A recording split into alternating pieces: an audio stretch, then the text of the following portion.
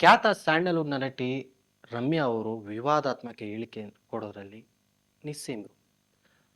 ಪ್ರತಿಯೊಂದು ಸಾರಿನೂ ಏನಾರ ಒಂದು ಯಾವುದೋ ಒಂದು ವಿಷಯದಲ್ಲಿ ವಿವಾದಾತ್ಮಕ ಹೇಳಿಕೆಯನ್ನ ಕೊಡ್ತಾನೆ ಇರ್ತಾರೆ. ಅದೇ ರೀತಿ ಇವತ್ತು ಕೂಡ ಒಂದು ವಿವಾದಾತ್ಮಕ ಹೇಳಿಕೆಯನ್ನ ಕೊಟ್ಟಿದ್ದಾರೆ. ಅದು ನೋಡೋಣ ಬನ್ನಿ.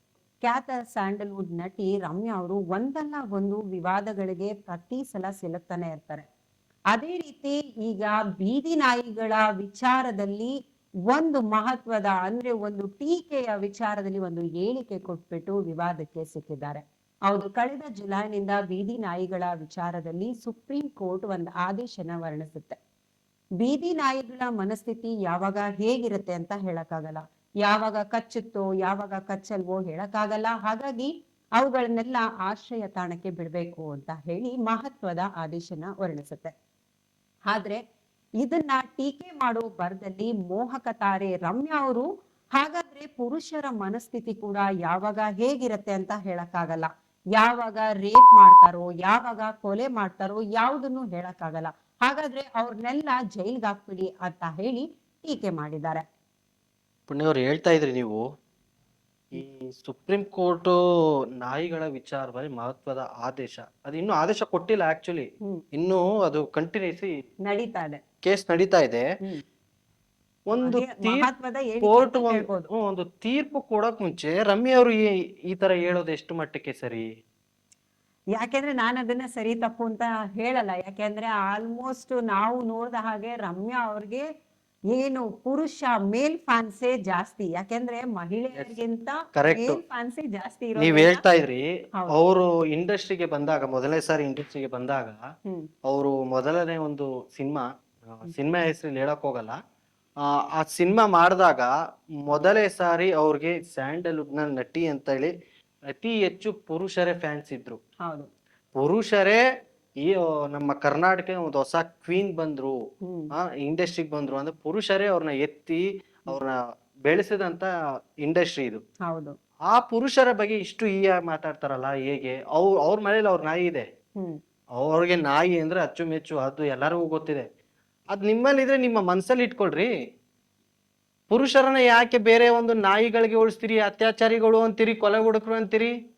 ನೀವು ಇದೇನ್ ತೀರ್ಮಾನ ಮಾಡೋದಿಕ್ಕೆ ನೀವೇನು ಸೈಕಿ ಆರ್ಟಿಸ್ಟಾ ಹೇಳಿ, ಇಲ್ಲ ನೀವು ಡಾಕ್ಟರಾ?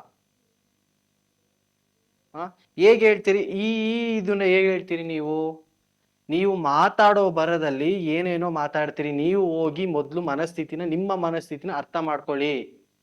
ಸ್ಯಾಂಡಲ್ವುಡ್ ನಟಿ ರಮ್ಯಾ ಅವರೇ, ನಿಮ್ಗೆ ಕರ್ನಾಟಕದ ಜನತೆ ಮತ್ತೆ ಪುರುಷರು ಮಂಡ್ಯದಲ್ಲಿ ನೀವು ಎಲೆಕ್ಷನ್ ಕಂಡಕ್ಟ್ ಮಾಡಿದಾಗ ಪುರುಷರ ಮತ ನಿಮಗ್ ಬಿದ್ದಿಲ್ವಾ? ಆಗ ನಿಮ್ಗೆ ಈ ವಿಷಯ ನಿಮ್ಗೆ ತಲೆಗೆ ಬಂದಿಲ್ವಾ? ಎಲೆಕ್ಷನ್ ಅವ್ರಿಗೆ ಯಾರು ಪುರುಷರು ಓಟ್ ಹಾಕಿಲ್ವಾ ಅಂತ ಮೇಡಮ್? ಹಂಗೆ ಗೆದ್ಬಿಟ್ಟಿದಾರ ಅವರು? ಇಲ್ಲ, ಪುರುಷರೇ ಓಟ್ ಹಾಕಿದ್ದಾರೆ. ಯಾಕೆಂದ್ರೆ ಈಗ ಸ್ವಲ್ಪ ದಿನದಿಂದ ಈ ಸಿನಿಮಾ ರಂಗದಿಂದ ರಾಜಕೀಯದಿಂದ ಸ್ವಲ್ಪ ದೂರನೇ ಉಳಿದ್ಬಿಟ್ಟಿದ್ದಾರೆ. ಸೊ ಹಾಗಾಗಿ ಒಂದಲ್ಲ ಒಂದು ವಿವಾದಾತ್ಮಕವಾದ ಹೇಳಿಕೆ ಕೊಟ್ಟು ಒಂದಲ್ಲ ಒಂದು ರೀತಿ ಟ್ರೆಂಡ್ ಅಲ್ಲೇ ಇರ್ತಾರೆ. ಸೊ ಹಾಗಾಗಿ ನಾವು ಇದುವರೆಗೂ ಕರ್ನಾಟಕಕ್ಕೆ ಅವ್ರು ಬಂದಿಲ್ಲ. ಹೌದು, ಒಬ್ರಿಗೂ ನಾನಿದ್ದೀನಿ ಅನ್ನೋದು ಇನ್ನೂ ತೋರಿಸಿಲ್ಲ. ಸಂಸದೆ ಆದ್ರೂ ಸಹ ತನ್ನ ಲೋಕಸಭಾ ಸಂಸ್ಥೆಗೆ ಮಂಡ್ಯಗೆ ಏನು ಮಾಡಿರ್ಲಿಲ್ಲ, ಕಾಲಿಟ್ಟಿರ್ಲಿಲ್ಲ. ಹಾಗಾಗಿ ಕರ್ನಾಟಕಕ್ಕೆ ನಾನು ಬರೋದು ಬೇಡ ಅಂತ ಹೇಳಿದ್ರು ಅವರು. ಈಗ ಪುರುಷರ ಬಗ್ಗೆ ಒಂದು ಮಾತಾಡ್ತಾರಲ್ಲ, ನಿಮ್ ಮನೇಲಿ ಯಾರು ಪುರುಷರು ಕೆಲ್ಸದವ್ರು ಇಲ್ವಾ ಮೇಡಮ್? ಹೇಳಿ ರಮ್ಯಾ ಅವ್ರೆ, ನಿಮ್ ಮನೇಲಿ ಯಾರು ಪುರುಷರು ಇದಿಲ್ವಾ? ನಿಮ್ ಡ್ರೈವರ್ ಕೂಡ ಪುರುಷ ಅಲ್ವಾ? ನಿಮ್ ಮನೆ ಕೆಲಸ ಮಾಡೋರು ಪುರುಷರಿಲ್ವಾ?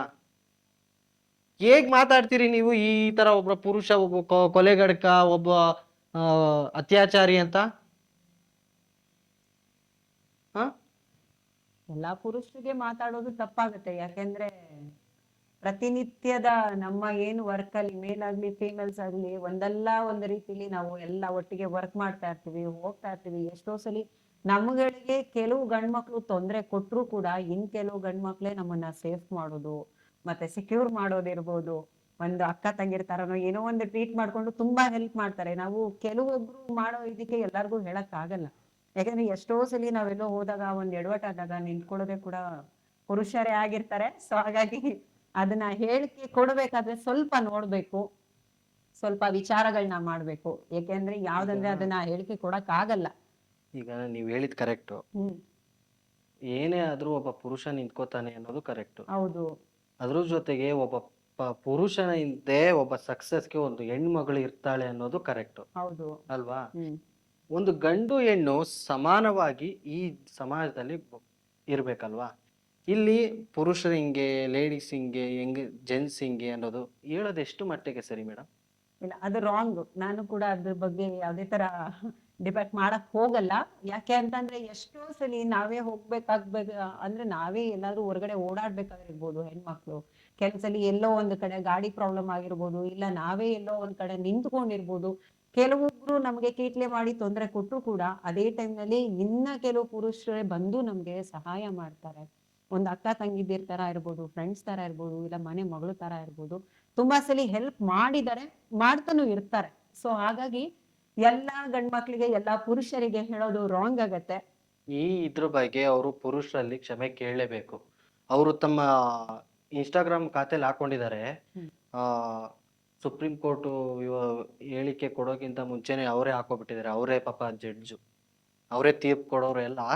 ಹಂಗಾಗಿ ಈ ವಿಷಯದ ಬಗ್ಗೆ ಪುರುಷರ ಹತ್ರ ಕ್ಷಮೆ ಕೇಳಲೇಬೇಕು. ರಮ್ಯಾ ಅವರೇ, ನಿಮ್ಗೆ ಕೇಳಲೇಬೇಕು.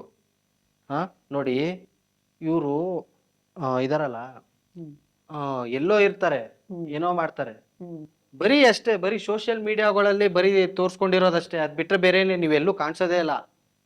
ಇತ್ತೀಚಿನ ದಿನಗಳಲ್ಲಿ ಬರೀ ಈ ತರ ಕಾಂಟ್ರವರ್ಸಿ ಮಾತುಗಳು ಹೇಳ್ಕೊಂಡು, ವಿವಾದಾತ್ಮಕ ಹೇಳಿಕೆ ಕಟ್ಕೊಂಡು ಅಷ್ಟೇ ನಿಮ್ಮನ್ನ ನೋಡ್ಬೇಕು ನಾವು. ಇದಾಗಿತ್ತು ಇವತ್ತಿನ ಸುದ್ದಿ. ಮತ್ತೆ ಭೇಟಿ ಆಗೋಣ. ಸ್ಪೆಷಲ್ ಅಪ್ಡೇಟ್ ಆಗಿ ನೋಡ್ತಾ ಇರಿ ಜಿ ಕನ್ನಡ ನ್ಯೂಸ್.